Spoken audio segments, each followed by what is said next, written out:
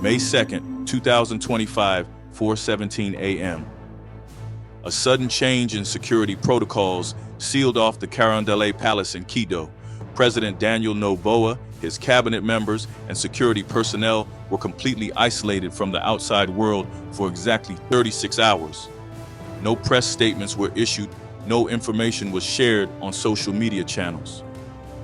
What was happening inside the residence of one of Latin America's youngest leaders? According to government sources, an encrypted file delivered to the president from his chief of staff triggered the immediate elevation of all security protocols to maximum level. Officials refused to comment on the file's contents, but a source close to the National Intelligence Secretariat described it as an unprecedented threat to Ecuador's national security. As the lockdown began, the security perimeter around the palace expanded rapidly. Military police blocked all streets in central Quito, while armed forces took positions at strategic locations. 4 military helicopters patrolled continuously overhead. From outside, it resembled a coup attempt, but Defense Ministry officials quickly clarified the armed forces remain under President Noboa's command to protect the constitutional order. If not a coup, what exactly was unfolding? Intelligence leaks from the National Security Council revealed that a sophisticated cyber attack had been detected against Ecuador's critical digital infrastructure. This was no ordinary breach. Analysts discovered evidence suggesting the attack originated from individuals with access to the president's inner circle, necessitating the complete isolation of the palace. An engineer from Ecuador's central bank later explained, the attack could penetrate even our most advanced cryptological systems. The security barrier around the president needed to be absolute, both physically and digitally. Details about what happened inside Carondelet during those hours remain scarce, but according to a security official who resigned after the crisis, President Noboa was awakened before dawn for an emergency briefing. Witnesses described how the president's expression transformed completely upon reviewing the intelligence. I had never seen Noboa so grave, recalled one staff member. After examining the file, he immediately convened the National Security Council and ordered activation of the Prometheus Protocol. This classified emergency procedure, reserved only for existential threats to the nation, required complete isolation of the president and key personnel, with all communications conducted through specialized cryptographic channels. For the next 36 hours, Noboa and his team conducted non-stop meetings with Ecuador's highest military, intelligence, and cybersecurity officials. What was the threat that warranted such extreme measures? Official sources revealed a three-dimensional crisis. First, an intelligence network had penetrated the president's inner circle, collecting critical information about Ecuador's energy infrastructure, financial systems, and defense capabilities. Intelligence analysts linked this operation to a major international cartel. Second, the gathered intelligence was part of a coordinated economic sabotage plan targeting Ecuador's newly discovered natural resource reserves, a plan that could potentially cost the country over $8 billion. Third, and perhaps most alarming, investigators uncovered a comprehensive infiltration attempt targeting Noboa's personal security detail, a direct threat to the president's life. A high-ranking security officer confirmed, "We faced a concrete threat to the president's physical safety and had to implement radical protective measures." During the lockdown, Noboa's critical first move was activating international support channels from the palace's crisis room. Through secure communications, he personally contacted counterparts in the United States, Israel, Russia, and the United Kingdom. Within hours, a specialized cybersecurity team from Israel arrived on a private flight to Quito to reinforce the palace's digital defenses. Simultaneously, Washington coordinated a joint operation plan targeting the cartel's infrastructure. A senior American official later praised Noboa's decisive leadership and proactive approach in preventing what could have escalated into a regional security crisis. Meanwhile, Russian intelligence provided crucial information about the cartel's Eastern European connections, with a Kremlin source confirming, "We shared all necessary intelligence with Ecuador and promised full support." The crisis intensified at hour 18 when security systems detected a new anomaly. The cybersecurity team identified another infiltration attempt targeting the palace's closed-circuit computer network, evidence that the threat was closer than initially believed. "There was genuine panic in those moments," admitted a palace security officer. "We had to transfer President Noboa to the underground bunker immediately." From this fortified position, Noboa and his closest advisors restructured the national defense strategy. The defense minister later revealed, "The threat could have disabled all our critical infrastructure." Even in those tense moments, the president maintained remarkable composure while evaluating our options. That evening, Noboa signed a classified directive that reportedly included radical decisions to restructure Ecuador's intelligence services and establish a new cyber defense unit. By the 24th hour, analysts had concrete evidence about the threat source. They identified a sophisticated cyber criminal organization operating across 3 continents that had been methodically targeting Ecuador's systems for months.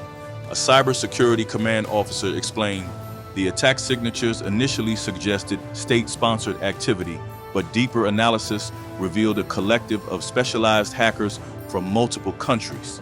President Noboa authorized an immediate counteroffensive, codenamed Andean Shield, deploying Ecuador's elite cyber units alongside international partners against the attackers' server infrastructure. Richard Keller, a cyber warfare expert and former NSA analyst, later described the operation. Ecuador's counteroffensive was technically sophisticated and multi-layered. Noboa's team not only penetrated the adversary's network, but systematically mapped and disabled its critical nodes. The operation showed results within 90 minutes as command and control centers in Eastern Europe and Southeast Asia went offline one by one. Communication channels between the attackers were severed, disrupting their coordination capabilities. Security experts would later call this Ecuador's most comprehensive and successful digital defense operation in its history.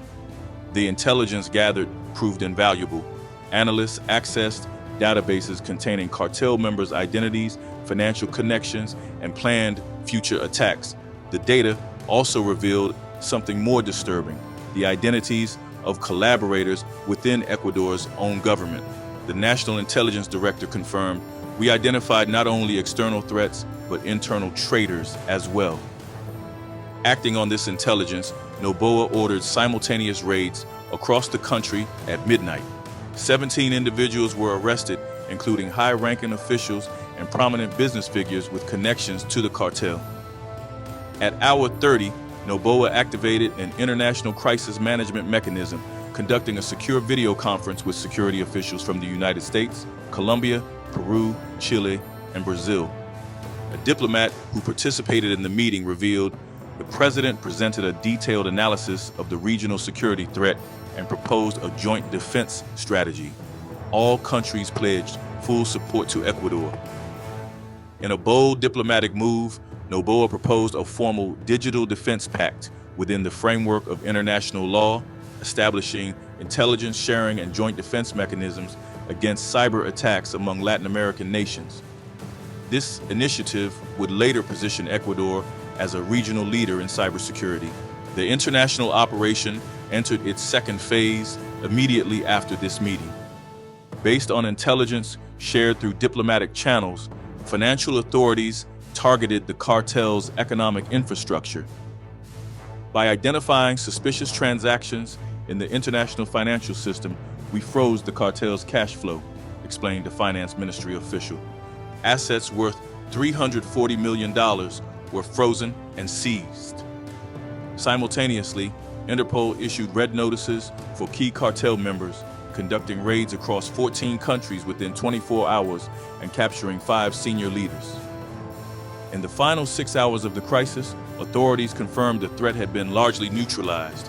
80% of the attack infrastructure had been disabled, the infiltrators within the government identified, and the president's security fully restored. At 4:30 a.m. on May 4th, Noboa thanked his crisis team, stating, "These 36 hours will be a turning point in our country's security history. The lessons we've learned and capabilities we've developed will make Ecuador stronger." At precisely 5 a.m., the Prometheus Protocol was officially terminated and the palace doors reopened. Noboa's first action was convening the National Security Council to develop a comprehensive new cyber defense strategy. Addressing the nation on television later that day, Noboa revealed only that Ecuador had faced the greatest national security threat in our history and announced a fundamental transformation of the country's digital infrastructure and security systems. This speech received overwhelming support from the Ecuadorian people, with polls showing Noboa's popularity increased by 18% following his handling of the crisis. Government spokesperson Maria Velez provided additional details at a subsequent press conference. The attackers aimed to paralyze Ecuador's critical infrastructure and weaken our control over newly discovered natural resources. President Noboa's crisis management thwarted this insidious plan. She emphasized the international support Ecuador received during the crisis. World leaders stood with Ecuador in this difficult time, demonstrating our country's strategic importance in the international arena. In the days following the palace lockdown, the Ecuadorian government announced a series of radical reforms. Noboa established a national cybersecurity center, restructured intelligence services, and implemented new legal frameworks for protecting critical infrastructure. A specialized security unit was created to safeguard Ecuador's natural resource reserves against both physical and cyber threats. Defense analyst Carlos Montero observed, Noboa's crisis management demonstrated exceptional leadership. His decisions not only neutralized the immediate threat, but reshaped Ecuador's entire security architecture. The economic impacts were immediately apparent. Ecuador's stock market rose 6.2% following the crisis resolution, as foreign investors viewed Noboa's decisive leadership as a positive indicator of stability. International credit rating agencies upgraded Ecuador's outlook from stable to positive, strengthening the country's position in global financial markets. The economy minister projected a significant increase in foreign direct investment in the coming months. While this was the official narrative, some questions remained unanswered. Opposition leader Gonzalez criticized the government's limited transparency. Citizens deserve to know the full scope and source of the threat. Some independent analysts noted the curious timing of the crisis, coinciding with pending decisions about natural resource management. Government officials firmly rejected any such insinuations, insisting the threat was genuine and immediate. Regional security expert Ricardo Valverde noted, "This crisis exposed the vulnerability of Latin American countries to sophisticated cyber threats. Noboa's proposed Digital Defense Pact offers a new framework for regional cooperation." International political analyst Sofia Martinez observed that the support from global powers like the United States, Russia, and Israel during the crisis indicates shifting geopolitical dynamics in the region. The Noboa administration leveraged these new balances for strategic advantage. The 36-hour palace lockdown had significant regional implications. Neighboring countries quickly reviewed their own security protocols, with Colombia, Peru, and Chile implementing new measures to protect critical infrastructure based on Ecuador's experience. Regional cooperation mechanisms were strengthened and joint cybersecurity exercises planned.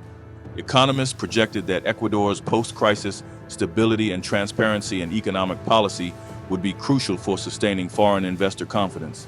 3 weeks after the crisis, Noboa made history by convening 11 Latin American heads of state in Quito for the unprecedented Digital Independence Summit. Speaking to the assembled leaders, he declared, "Our experience during the 36-hour crisis clearly demonstrated that Latin America must take control of its digital sovereignty and cybersecurity." The summit concluded with the signing of the Quito Declaration, establishing regional cyber intelligence sharing, joint defense protocols, and a regional cybersecurity center. The South America editor for the Washington Post described it as a rare display of regional leadership that could determine Latin America's position in the digital future. The summit's most ambitious decision was the development of Condor, a regional artificial intelligence-based cyber defense system named after the Andean symbol. With a $1.7 billion budget and headquarters in Quito, the project aimed to protect critical infrastructure across participating countries. Cybersecurity expert Miguel Ramos predicted, if successfully implemented, the Condor project could position Latin America as a global standard setter in cybersecurity. The crisis also transformed Ecuador's energy and mining policies. With the revelation that the country's newly discovered copper and lithium reserves, valued at over $60 billion, had been targeted, the government created a special resource protection unit to secure these strategic assets against both physical and cyber threats. The mining and energy editor of the Financial Times noted, Ecuador is positioning itself as Latin America's next mining powerhouse, but realizing this potential depends on resource security. In an unexpected development, Ecuador's technology sector flourished after the crisis. Within 2 months, 3 major Silicon Valley companies announced research and development centers in Quito. The government launched Digital Ecuador, program offering tax incentives to technology companies with the goal of creating 50,000 new tech jobs within 5 years. The education system was reformed to include mandatory cybersecurity and coding education from primary school level, with UNESCO representatives describing it as a visionary approach that could serve as a model for the region. International relations shifted dramatically following the crisis. Ecuador signed a strategic security partnership with the United States, including $340 million in military aid and technical assistance for cyber defense. Relations with Russia strengthened through intelligence sharing agreements and a $1.2 billion credit line for energy infrastructure modernization. Israel launched a comprehensive program to modernize Ecuador's cybersecurity units, while the European Union committed 420 million euros for digital security and innovation partnerships. China offered a $3.2 billion package to modernize Ecuador's digital infrastructure, including nationwide 5G networks and artificial intelligence research facilities. The palace crisis even transformed Ecuador's cultural landscape. The country's leading filmmaker produced Prometheus's Fire, a dramatic retelling of the crisis that would later be nominated for the Palme d'Or at Cannes. An interactive exhibition titled 36 Hours: A Nation's Test became one of Quito's most popular tourist attractions, using virtual reality to recreate the crisis experience. Research showed that 68% of citizens reported increased national pride and unity following the crisis, with sociologist Maria Rodriguez noting the palace crisis paradoxically fostered a spirit of solidarity in Ecuadorian society. Facing a common threat, social divisions became secondary. 14 months after the crisis, President Noboa addressed the United Nations General Assembly, proposing a special commission on cyber attacks in international law. Cyber attacks are not merely technical issues, he declared to sustained applause, but modern acts of war that threaten international peace and security. Ecuadorian diplomat Carlos Vega was elected to chair the commission, a position that would have been unthinkable before the crisis. The World Economic Forum's Digital Competitiveness Index later captured Ecuador's remarkable transformation as the country rose 47 places in just 2 years. The report concluded, Ecuador's response to crisis represents a striking example of how effective leadership can transform a security challenge into a catalyst for national reinvention. The 36 hours that Carondelet Palace stood locked down had indeed become what Noboa predicted, a turning point that fundamentally reshaped the nation's future. The most profound and lasting impact, perhaps, came in Ecuador's global diplomatic positioning. Prior to the crisis, Ecuador had been viewed as a relatively minor player in international relations, known primarily for its environmental challenges in the Galapagos and occasional political instability. The palace crisis and Noboa's subsequent leadership completely rewrote this narrative. Within 18 months, Ecuador had secured a non-permanent seat on the UN Security Council, with Noboa personally addressing a special session on cybersecurity threats to developing nations. His speech received an unprecedented standing ovation from representatives of 156 countries. Ecuador's intelligence services, once considered among the region's less sophisticated, underwent a complete metamorphosis. The newly formed National Cyber Intelligence Directorate began providing critical threat assessments not only to Latin American neighbors, but also to European security agencies. A classified joint operation between Ecuadorian intelligence and Europol, codenamed Digital Condor, disrupted a major ransomware network targeting hospitals across 3 continents. The operation's success prompted the head of Europol to remark, "Ecuador has established itself as an essential partner in the global fight against cybercrime." Inside Ecuador, the crisis triggered a technological renaissance that few could have predicted. The government launched Digital Sovereignty Initiative, a nationwide program investing $2.4 billion in technology education, infrastructure, and research. Quito's Innovation Valley, a technology park established just 6 months after the crisis, attracted over 170 international technology companies in its first year. By 2027, technology services had become Ecuador's second largest export sector, surpassing traditional industries like bananas and shrimp. The transformation was so remarkable that MIT Technology Review featured Ecuador on its cover with the headline, "The Silicon Valley of the Andes, How a Security Crisis Birthed a Tech Revolution." The societal impacts extended beyond economics and security. The 36 hours became embedded in Ecuador's national consciousness, referenced in popular culture, music, and even a new national holiday called Digital Sovereignty Day.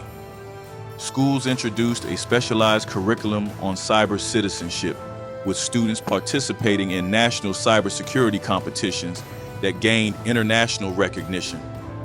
The crisis fostered a heightened sense of technological patriotism, with public opinion polls showing that 78% of Ecuadorians expressed pride in their country's digital transformation. Perhaps most remarkably, the crisis permanently altered the geopolitical landscape of Latin America. The Quito Doctrine, as it became known in diplomatic circles, established principles for digital sovereignty that resonated far beyond Ecuador's borders. Venezuela, Bolivia, and even Brazil began implementing elements of Ecuador's cybersecurity framework. Foreign Policy magazine described the phenomenon as the Noboa effect, a new paradigm where smaller nations could achieve disproportionate global influence through technological leadership rather than traditional economic or military power. President Noboa himself emerged as an unexpectedly influential global figure. His keynote address at the World Economic Forum in Davos, titled "Digital Sovereignty in the 21st Century," was broadcast to an estimated global audience of 840 million viewers. Time magazine named him among the world's 100 most influential people, with the citation noting that Noboa transformed a potential catastrophe into an opportunity that redefined his nation's place in the world. Technology leaders sought his counsel, with delegations from over 30 countries visiting Quito to study the Ecuadorian model of digital transformation. The crisis even reshaped democratic processes across Latin America. Ecuador pioneered a blockchain-based voting system with unprecedented security features, a direct response to the vulnerabilities exposed during the palace crisis. After its successful implementation in Ecuador's 2026 elections, similar systems were adopted by Colombia, Chile, and Panama. International election observers praised the innovation, with the Carter Center calling it a significant advancement in electoral security and transparency.